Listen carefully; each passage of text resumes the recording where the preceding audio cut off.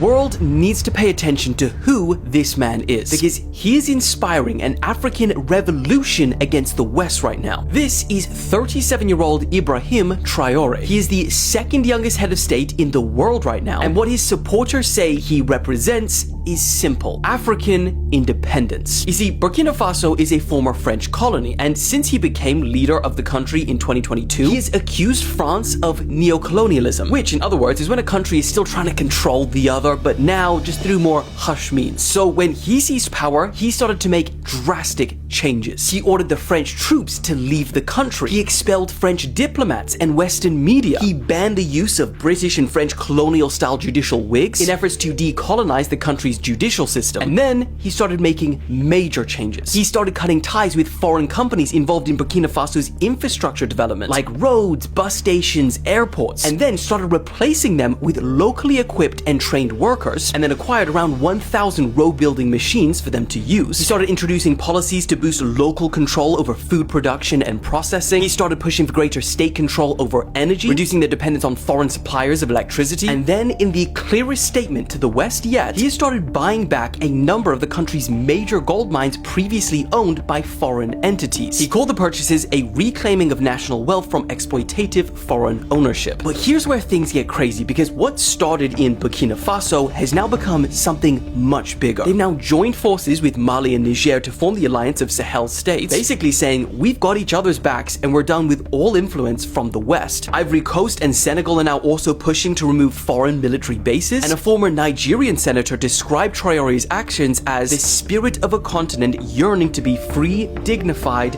and prosperous. And that is exactly why we're seeing it slowly transition from one country in Africa to Africa as a whole. Because the question that's increasingly being asked is, why is such a resource-rich continent that literally powers the world so poor themselves? Now, here's the problem. We've seen revolutions like this in Africa before, and they haven't ended well. Back in the 1980s, Thomas Sankara led Burkina Faso with almost the exact same vision Traore has now, rejecting foreign aid, nationalizing roads and railways, and calling for true African independence. But just 4 years later, he was assassinated. His policies were reversed, and French firms regained contracts for roads, railways, and ports in Western Africa. So is Traore walking that same path? We don't know. But there are reports that he has survived 19 assassination attempts in 2 years. However, not all those claims have been verified. And it's also important to note that Traore has his critics. Some call him a dictator because he rose to power in a coup. He's postponed elections, he's banned the media, and he's cracked down on dissent and critics, saying no country has ever developed under democracy. So the question is, what do you think? Is this just another dictator grappling for power, or the man to ignite a long-needed change for Africa?